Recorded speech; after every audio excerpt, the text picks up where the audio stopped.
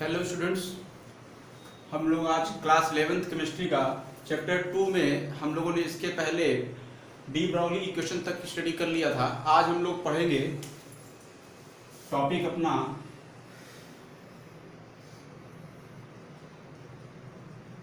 Heisenberg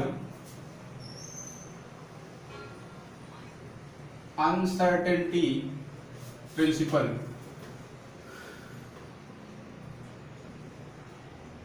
uncertainty principle, ठीक है। हम लोग हाइजेनबर्ग अनसर्टेनिटी प्रिंसिपल पढ़ेंगे। ठीक, हाइजेनबर्ग अनसर्टेनिटी प्रिंसिपल में ये कहा जाता है कि अगर मान लीजिए कोई भी माइक्रोस्कोपिक पार्टिकल है, बहुत छोटा पार्टिकल है, वो बहुत तेजी से मूव कर रहा है, तो एट द करंट मूवमेंट किसी टाइम इंस्टेंट में उसका पोजीशन और उसका मोमेंटम दोनों एक साथ कैलकुलेट करना इम्पॉसिबल है। मींस अगर उसकी पोजीशन अगर आप कैलकुलेट कर रहे हैं, उसकी पोजीशन आपको पता है, तो उस समय पर उसका मोमेंटम आप पता नहीं सकते। मींस एक अगर सर्टेन है तो दूसरी क्वांटिटी आपकी अनसर्टेन हो जाएगी, एक अगर सर्टेन है तो दूसरी क्वांटिटी अनसर्टेन हो जाएगी। तो इन्होंने इक्वेशन दिया delta x into delta p is greater than equal to h upon 4 pi. ठीक है, एच अपॉन 4 पाई। ठीक, इन्होंने क्या बताया इन्होंने बताया कि to determine the exact position और momentum is not certain for any microscopic particle. ठीक है, किसी भी टाइम इंटरवल में एक साथ मोमेंटम और आपका पोजीशन इलेक्ट्रॉन या फिर कोई भी माइक्रोस्कोप पार्टिकल का एक साथ संभव नहीं है। अगर एक सर्टेन होगा तो दूसरा अनसर्टेन हो जाएगा, अगर ये सर्टेन है तो ये अनसर्टेन होगा, अगर ये सर्टेन है तो ये अनसर्टेन हो जाएगा। ठीक, इसमें एक ये पहला इक्वेशन हो गया। दूसरा इक्वेशन इसमें मिलता है कि अगर मान लीजिए आप यहां पर देखिए mv p equal to mv होता है h upon 4 pi delta x dot किसी भी माइक्रोस्कोपिक पार्टिकल का मास जो है वो कांस्टेंट रहेगा m into delta v greater than equal to h upon 4 pi. m को उधर लेके जाइए, कांस्टेंट टर्म है, तो delta x into delta v is greater than equal to h upon 4 pi m। ठीक है, h अपॉन 4 पाई m। ठीक, एक ये आपका हो गया और दूसरा ये। ठीक है, ये रिलेशन है डेल्टा x और डेल्टा p में, और ये रिलेशन डेल्टा x और डेल्टा v में। ठीक है, तो आप वेलोसिटी और पोजीशन के टर्म में भी देख सकते हैं, मोमेंटम और पोजीशन के टर्म में भी देख सकते हैं। This is the Heisenberg uncertainty principle. इसमें न्यूमेरिकल्स आते हैं। न्यूमेरिकल्स कैसे आते हैं, एक न्यूमेरिकल हम लोग सॉल्व करके देखते हैं कि न्यूमेरिकल कैसे आएंगे। ठीक है, एक न्यूमेरिकल हम लोग सॉल्व करते हैं। न्यूमेरिकल क्वेश्चन है, a microscopic particle using suitable photons is employed to locate an electron in an atom within a distance of 0.1 angstrom. What is the uncertainty involved in the measurement of velocity? ठीक है, distance इसने दे रखा है 0.1 angstrom. Distance कितना दिया हुआ है? 0.1 angstrom. Means कह सकते हैं डेल्टा x की वैल्यू इसने दिया है 0.1 एंगस्ट्रॉम, और इसने डेल्टा v को पूछा है कि कितना अनसर्टेनिटी होगी। आपके पास फॉर्मूला है delta x into delta v is greater then h upon 4 pi m।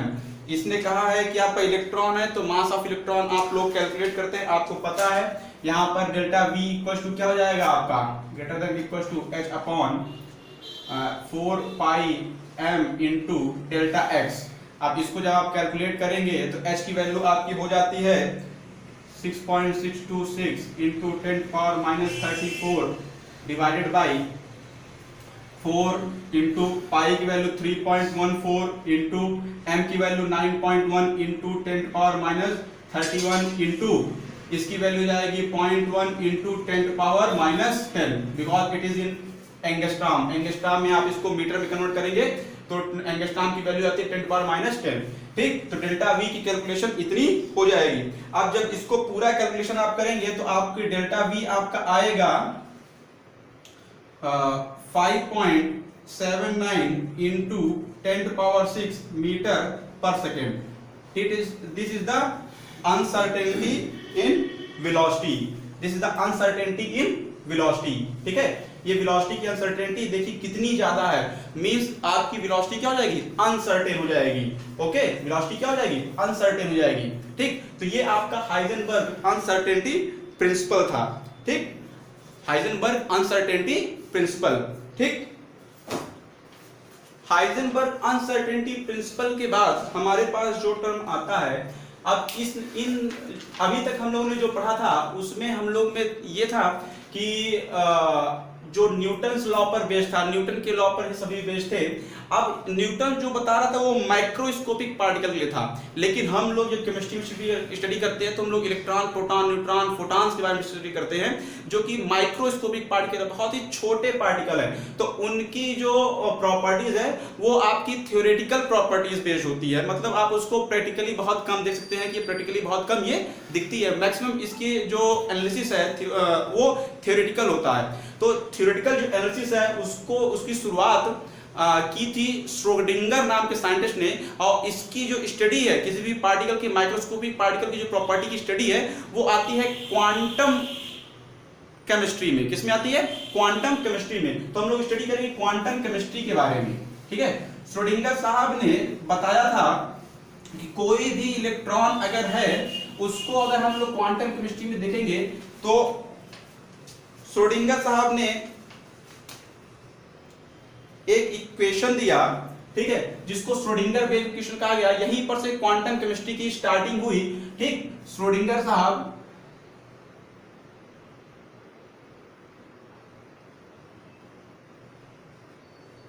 Schrodinger equation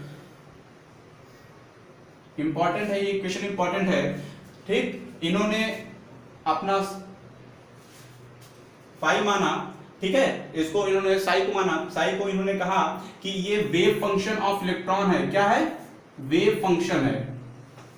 ठीक है, ये क्या है, वेव फंक्शन है। ठीक, अब इसी पर बेस्ड इन्होंने इक्वेशन दिया। इन्होंने इक्वेशन क्या दिया था, 3 डायमेंशनल इक्वेशन दिया था। क्या दिया था, 3 डायमेंशनल इक्वेशन दिया था। ठीक, तो 3 डायमेंशन में जाते हैं कि x y z तीनों डायमेंशन होता है, तो d square psi upon dx square plus d square psi upon dz square plus d square psi upon dy, यहां पर y कर लीजिए, ये z square plus 8 pi square m upon h square और e minus v psi equal to 0। ठीक है, यहां पर E आपका काइनेटिक एनर्जी है, टोटल एनर्जी है, सॉरी टोटल एनर्जी है, और V आपका पोटेंशियल एनर्जी है।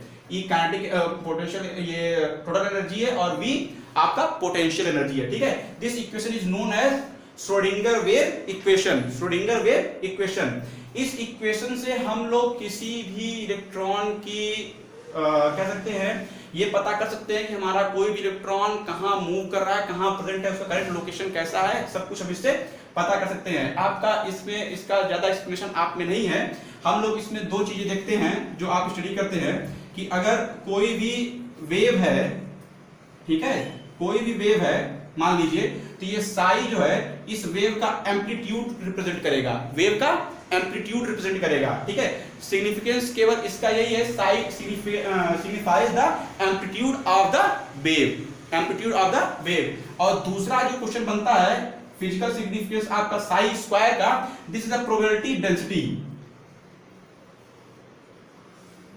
प्रोबेबिलिटी डेंसिटी, प्रोबेबिलिटी डेंसिटी का मतलब ये है कि साई स्क्वायर उस वो प्रोबेबिलिटी है जहां पर किसी पर्टिकुलर स्पेस में इलेक्ट्रॉन की पाए जाने की प्रोबेबिलिटी मैक्सिमम हो। It denote the probability of finding the electron eight somewhere, किसी भी स्थान पे इलेक्ट्रॉन के पाए जाने की प्रोबेबिलिटी बताएगा साई स्क्वायर, ठीक है। This the physical significance of Sai square, और यही क्वेश्चन आपका आता है फिजिकल सिग्निफिकेंस साई और साई स्क्वायर का आप लोगों में पूछेगा, ठीक है। आप लोग के पास भी क्वेश्चन मैं आप लोग को बता रहा हूं, क्वेश्चन आप लिख करके लिखेंगे अपनी कॉपी में, what is the physical significance of Sai and Sai square, ठीक है। Physical significance of Sai and Sai square, ठीक। ये श्रोडिंगर वेव इक्वेशन के बारे में था, ठीक है। अब यहां पर से जो इनकी कह सकते हैं कि श्रोडिंगर वेव इक्वेशन में जो इसकी जो वैल्यूज निकली, फंक्शंस की जो वैल्यूज निकली, उससे हमें नया कॉन्सेप्ट मिला, कॉन्सेप्ट ऑफ ऑर्बिटल, ठीक है। Concept of atomic orbital, concept of atomic orbital, ठीक है। अब एटॉमिक ऑर्बिटल का मतलब क्या हो गया आपका कि ऑर्बिटल सिंपली, ऑर्बिटल वो 3 डायमेंशनल स्पेस है जहां पर इलेक्ट्रॉन की पाए जाने की प्रोबेबिलिटी मैक्सिमम होती है, ठीक है। 3 dimensional space, 3D space where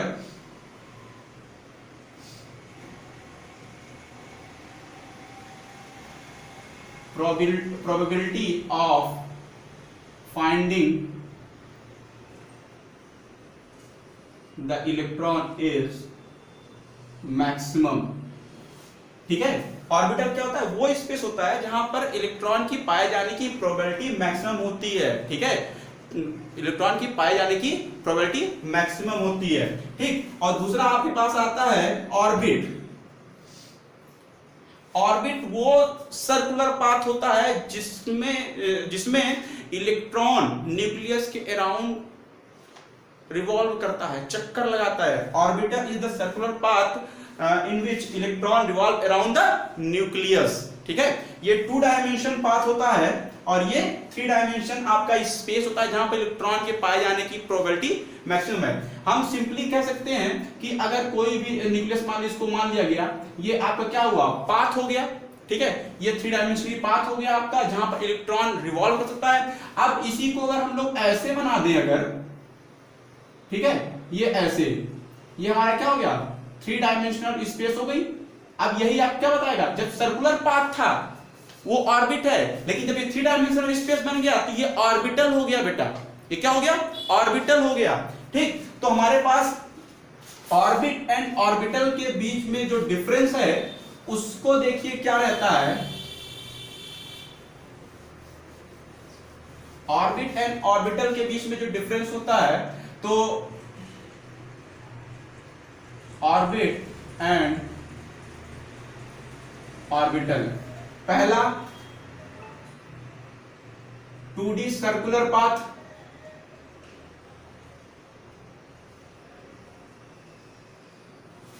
circular path है around the nucleus.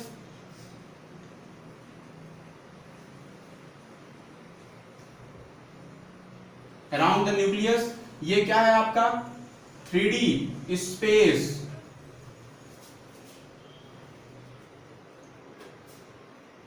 where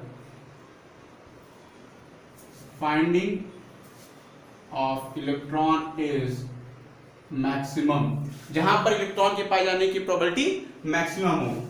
second, ठीक है,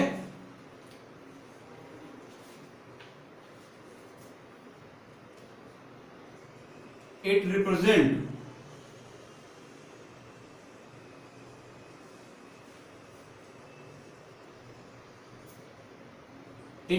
the circle, ठीक है, ये सर्कल से रिप्रेजेंट होता है। ऑर्बिट को हम लोग तीसरा n से रिप्रेजेंट करते हैं, ठीक है। किससे रिप्रेजेंट करते हैं, n से, ठीक है। ये शेल को भी बताता है जहां पर इलेक्ट्रॉन पाए जाने की। ये आपका 3D स्पेस है, 3 डायमेंशन स्पेस है। और यहां पर आपके जो ऑर्बिटल है उसमें कह सकते हैं कि इसमें जो मैक्सिमम नंबर ऑफ, इसको n से रिप्रेजेंट करते हैं और मैक्सिमम नंबर ऑफ इलेक्ट्रॉन इसमें 2n स्क्वायर होते हैं। अब इसमें मैक्सिमम नंबर ऑफ इलेक्ट्रॉन आप कितने हो सकते हैं, केवल और केवल 2। किसी भी ऑर्बिट में मैक्सिमम नंबर ऑफ इलेक्ट्रॉन केवल और केवल 2 हो सकते हैं। This is the difference of orbit and orbital, this is the difference of orbit and orbital. Important है बेटा, इसको आप लोग पढ़ लीजिएगा अच्छे से, इसको लिख लीजिएगा। किसी भी ऑर्बिट में नंबर ऑफ इलेक्ट्रॉन 2n² हो सकता है, और अगर आपका कह सकते हैं कि ऑर्बिटल में कितने इलेक्ट्रॉन होते हैं, तो एक ऑर्बिटल में केवल 2 इलेक्ट्रॉन होते हैं। इसको हम लोग आगे अभी देखेंगे, ठीक है। यहां पर से बताने के बाद हमारे पास आता है क्वांटम नंबर, जो हमारे पास इंपॉर्टेंट होता है क्वांटम नंबर, ठीक है। क्वांटम नंबर क्या है? Simply it is a set of 4 number, set of 4 numbers which give the complete address of electron। ये 4 नंबरों का एक सेट होता है जो कि ये बताता है कि इलेक्ट्रॉन कहां पर प्रेजेंट है, इलेक्ट्रॉन कहां पर प्रेजेंट है, ठीक है। इसमें जो पहला है आपका, एक एक करके हम लोग स्टडी करेंगे चारों को। पहला चार जो क्वांटम नंबर है उनका नाम बता दे रहे हैं। पहला प्रिंसिपल क्वांटम नंबर, दूसरा एजीमुथल क्वांटम नंबर, तीसरा मैग्नेटिक क्वांटम नंबर, चौथा स्पिन क्वांटम नंबर। ये 4 क्वांटम नंबर हैं, और इन्हीं क्वांटम नंबर से हम किसी भी इलेक्ट्रॉन का पता लगाते हैं। जैसे अगर आप लोग को अपना एड्रेस बताना हो तो आप अपने एड्रेस में अपना हाउस नंबर, मोहल्ला, गली, और कह सकते हैं कि डिस्ट्रिक्ट और स्टेट, ये सब बताते हैं ना पूरा। सेम एज दैट इसमें भी वही चीज है, ठीक है। किसी भी इलेक्ट्रॉन के एड्रेस को पता करने के लिए ये पूरे चारों क्वांटम नंबर आपको पता होना चाहिए, ठीक। पहला है हमारा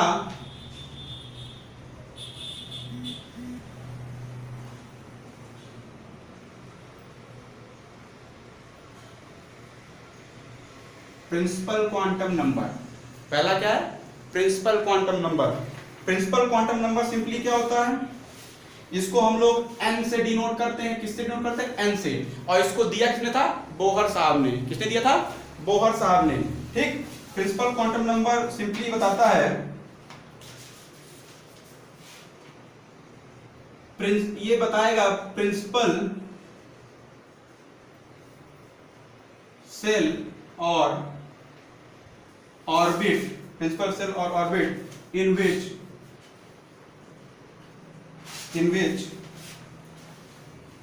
the electron is present, the electron is present, ठीक है। इसको हम लोग डिनोट करते हैं स्मॉल n से, ठीक है। इसको हम लोग किससे डिनोट करते हैं? स्मॉल n से, ठीक है। अब देखिए, आप लोग छोटे क्लास में पढ़ रखे हैं कि अगर n की वैल्यू 1 हो तो आप सेल को k कहते हैं, 2 होने पर l कहते हैं, 3 होने पर m कहते हैं, 4 होने पर n कहते हैं, ठीक है। तो ये आपके प्रिंसिपल क्वांटम नंबर से सेल को पता करते हैं, हम लोग सेल के बारे में डिस्कस करते हैं, ठीक। इनमें से हमें प्रिंसिपल क्वांटम नंबर से जो जो चीजें मिलती है, सिंपली ये प्रिंसिपल क्वांटम नंबर एनर्जी, किसी भी ऑर्बिट की एनर्जी को बताता है, किसी भी ऑर्बिट के एनर्जी को बताता है, इसीलिए इसको एनर्जी क्वांटम नंबर भी कहा जाता है, ठीक है। एनर्जी क्वांटम नंबर भी कहा जाता है। तो हम लोग प्रिंसिपल क्वांटम नंबर से क्या क्या पता कर सकते हैं?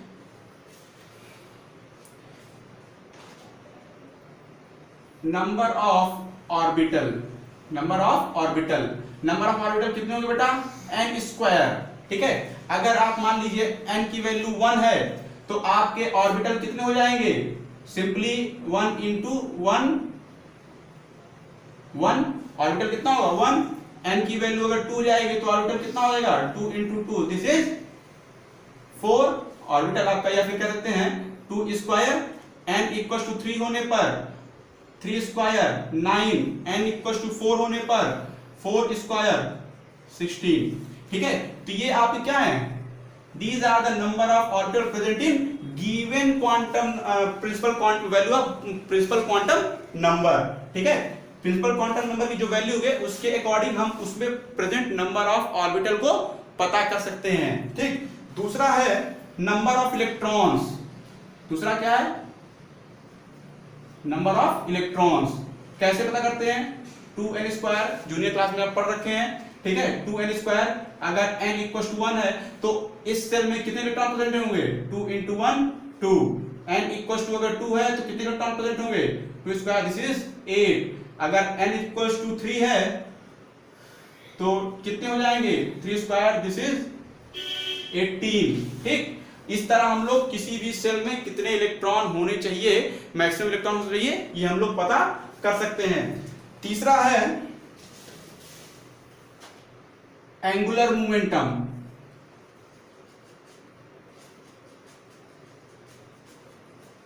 इससे हम लोग क्या पता कर सकते हैं? Angular momentum. जब हम लोग बोर जी का इक्वेशन पढ़ रहे थे उस समय मैंने एंगुलर मोमेंटम के लिए आपको बताया था mvr = nh/2π, ठीक है। यहां पर n क्या है? Principal quantum number.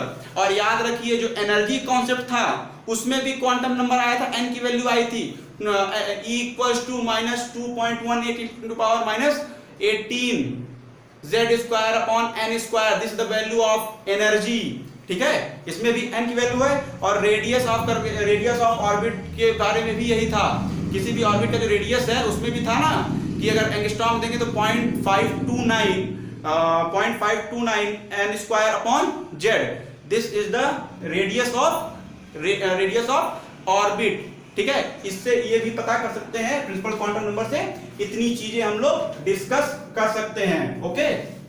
दूसरा क्वांटम नंबर है आपका एजीमुथल क्वांटम नंबर। क्या है? Azimuthal quantum number.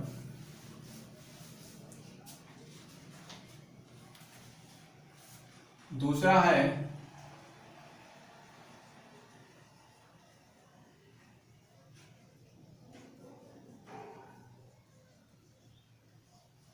Azimuthal quantum number, ठीक है। एजीमुथल क्वांटम नंबर में आप ये जानते हैं, इसको हम लोग रिप्रेजेंट करते हैं स्मॉल l से, ठीक है। Value of azimuthal quantum number n = n-1। n की वैल्यू जितनी होगी एक उसमें कम हो जाएगा, ठीक है। फॉर एग्जांपल अगर n = 1 है तो l = n-1, दिस इज 1 - 1, ये क्या हो जाएगा? 0, ठीक है। ये एजीमुथल क्वांटम नंबर आपको बताएगा, ये सब सेल के बारे में बताता है, ठीक है। सब एनर्जी लेवल के बारे में बताता है, ठीक है। ये किसके बारे में बताएगा? सब एनर्जी लेवल के बारे में बताएगा कि किसी भी ऑर्बिटल में कितने सब एनर्जी लेवल होते हैं, ठीक है। अगर L की वैल्यू आपकी 0 है तो सबसेल आपका प्रेजेंट होगा S। क्या प्रेजेंट होगा? S। अगर L की वैल्यू आपकी 1 है तो सबसेल आपका प्रेजेंट होगा P।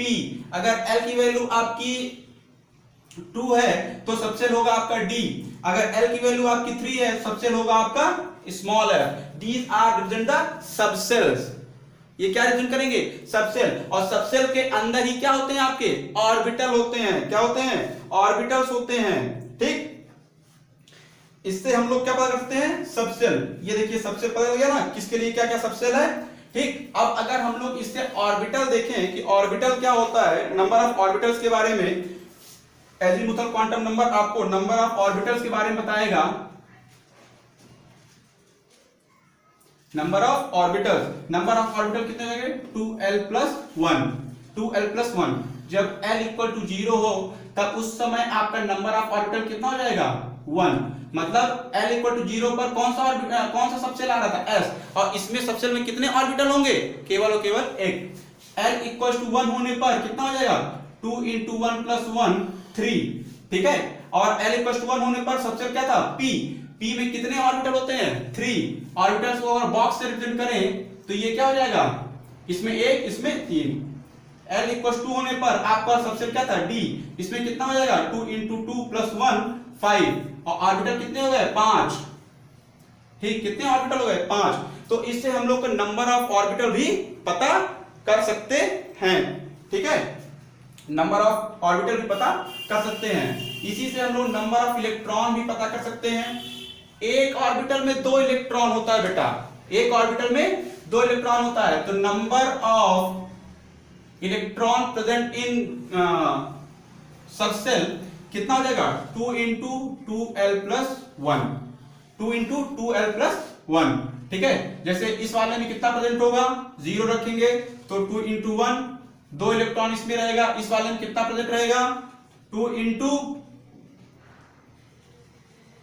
और ये वैल्यू क्या है, 12 प्लस 1 वैल्यू 3 है, 2 into 3 6, 2 2 4 6, 2 into 4 सॉरी 5, 10 इलेक्ट्रॉन। इसमें कितने इलेक्ट्रॉन आएंगे, 2 2 4 2 6 2 8 2 10, इसमें 10 इलेक्ट्रॉन आएंगे। कितने इलेक्ट्रॉन प्रेजेंट होंगे, 10 इलेक्ट्रॉन, ठीक है। ठीक, अब इसी से हम लोग एंगुलर मोमेंटम भी निकाल सकते हैं, और एंगुलर मोमेंटम की जो वैल्यू आएगी वो होगी mvr equals to h upon 2 pi under root l l plus 1, under root l l plus under root l l plus 1, ठीक है। ये हमारे पास क्या हो जाएगा, एमवीआर, एंगुलर मोमेंटम निकालने की वैल्यू, ठीक है। इस पर न्यूमेरिकल भी रहता है, न्यूमेरिकल हम लोग देखेंगे बाद में, ठीक। ये हमारे पास था एजीमुथल क्वांटम नंबर के लिए, क्या था, एजीमुथल क्वांटम नंबर के लिए, ठीक है। क्या जानकारी मिलती है एजीमुथल क्वांटम नंबर से। तीसरा है magnetic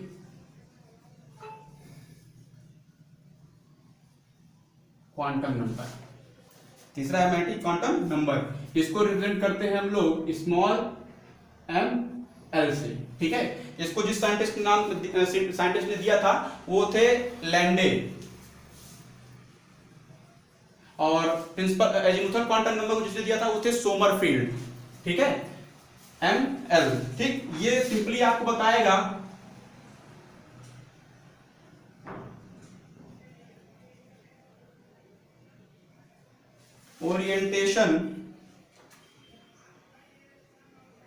orientation of electron in magnetic field.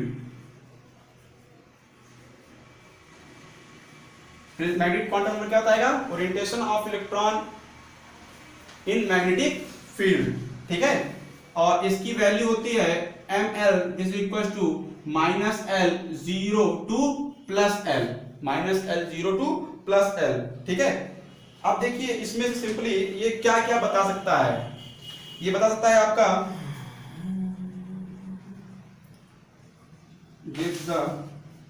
gives number of orbital in each subshell, ठीक है। अगर l इक्वल टू 0 है, s सबसेल है, तो ml की वैल्यू कितनी होगी, 0। l इक्वल टू 1 है, ये p है, तो ml की वैल्यू कितनी हो जाएगी, ml इक्वल टू -1 0 प्लस 1, ये एक ऑर्बिटल दूसरा 3 बताया गया था, 3 ऑर्बिटल होंगे इसमें। अगर l की वैल्यू आपकी 2 है तो ये और सबसेल का है d, और ml आप कितना हो जाएगा, -2 -1 0 प्लस 1 प्लस 2, ठीक है। 5 ऑर्बिटल हो गए, 1 2 3 4 5। l इक्वल टू अगर 3 है, f हो जाएगा, ऑर्बिटल कितने हो जाएंगे, 7। ml equal to what, -3 -2 -1 0 1 2 and 3, 7 orbitals हैं, ठीक है। इतनी जानकारी हमको इसमें से मिलती है। चौथा है आपका